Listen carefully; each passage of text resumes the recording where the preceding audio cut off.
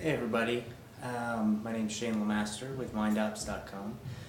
Today we're going to talk about cognitive behavioral therapy, also known as CBT. Some of you may have heard of this. It's a very famous, very widely used therapeutic concept, along with a variety of different techniques that go along with this concept. So CBT, to start, is based off of the idea that we as human beings take in stimuli from the outside world, as well as have stimuli from the inside world, our internal dialogues, our internal motivations, our internal emotions, and that we have these perceptual filters. So information comes in, is perceived by our brain, is categorized according to various things like our history with these, whatever the stimulus is and what the responses were, pattern recognition, things like that. Our brain perceives a lot of information all at once and screens through it pretty well. So this idea that we perceive something from our external or internal world, that our brain picks it up and then it categorizes it and begins sending signals down from the brain through our central nervous system, our spinal cord, into our peripheral nerves, so that we can take action. Okay. So CBT is based off this idea, this string of events that happens. So there's a stimulus or a trigger. There's our thought or perceptual level where the brain starts to process it. And then there's the emotional level where thoughts are turned into feelings, sensations within the body, emotions, something like that. And then the last stage is action or behavior. So CBT would say that thoughts regulate emotion, and that emotion drives action or behavior. And this is a cycle, so it's not just a linear idea. So once you get to the behavior or the action at the end, the cycle repeats, and that becomes the trigger. I've put a diagram behind me to help explain this process. So I'm going to go ahead and explain it to you guys as I walk you through it. Okay? So with CBT, as you can see down the middle here, this is our CBT process. And it looks linear, but again, it's cyclical. And that's what this recycle symbol at the end represents. So initially we have this stimulus or triggering event. And this can be an external or an internal stimulus.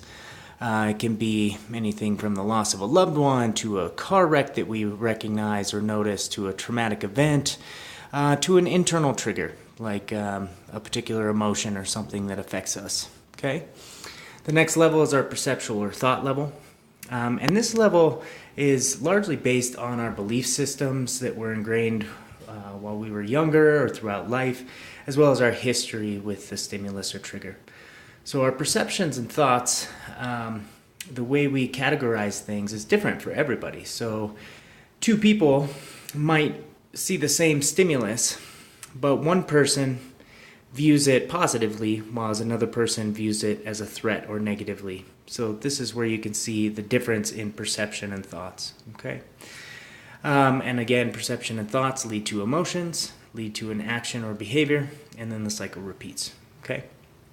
So this is just a little depiction of sort of our perceptual system. Okay. So we have inputs coming in through the ocular mode, or the auditory or tactile. Okay, it's processed by the brain, so the activation moves up into the brain where it's processed at the perceptual level, and then signals are sent down our nervous system to our peripheral limbs so that we can move, so we can perform some form of action in response. Okay, so CBT is a great tool in psychology because it allows us the ability to interrupt this cycle. Okay, if this cycle tends to produce negative outcomes at the action and behavior level, we have the ability to interrupt this cycle at any of these levels. Okay, except for the stimulus trigger. We don't have much control over this. We do have control over our perceptions and thoughts. Okay, so this is where our choice points come in. So there's a stimulus or trigger, and instead of being reactive to the stimulus and just reacting without much thought, we need to engage this choice point right here.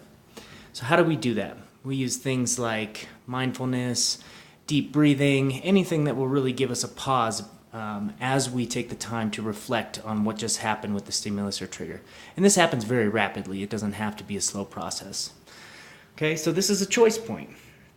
And we can either take the negative pathway and engage in negative thoughts and perceptions of the stimulus. Negative thoughts tend to be thinking errors, all or nothing thinking, catastrophizing, things like that. This is also an aspect of mindlessness. Also, negative judgments of self and other people might be a part of this perception thought. So the negative thoughts lead to negative emotions, things like impulsivity, reactivity, and being a slave to our emotions, which again leads to negative actions such as outbursts, destruction, and self-destructive behaviors. And then this would become, the self-destructive or destructive behaviors would become a stimulus for the cycle to continue. Okay? So we have a choice here. We can perceive things as negative, or we can choose to perceive things in a positive light and take the positive, higher road. Choosing to engage the positive mindset, we can use tools at this thought level such as weighing out the positive and the negative, or supporting and not supporting evidence towards our thinking. We can engage mindfulness practices, thought replacement techniques, which we'll go over in later videos. You can use music to change your thoughts, as well as distractions to kind of just take a break from it.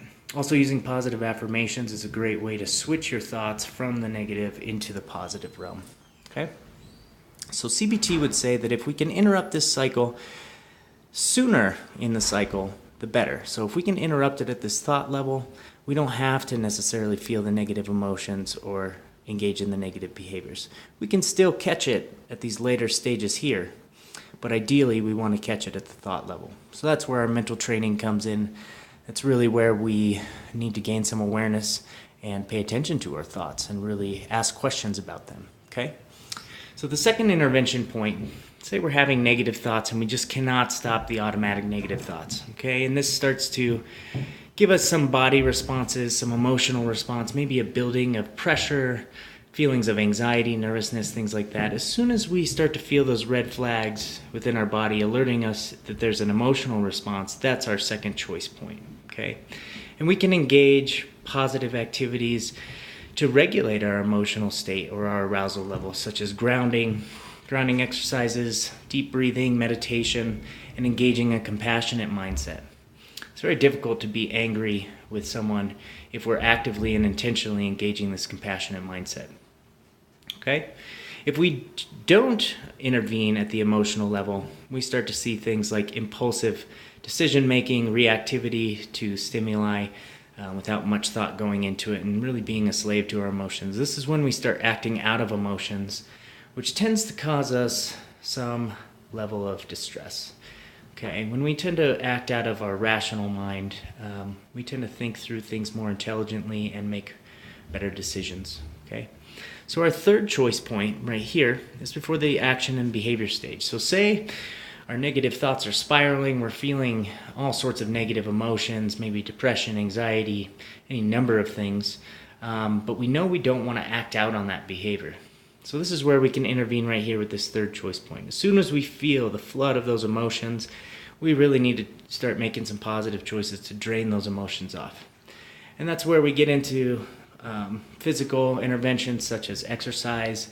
Cathartic release can be like yelling into a pillow, punching a mattress, anything that is not harmful to you or anyone else, but that still allows you to get that release of emotion out.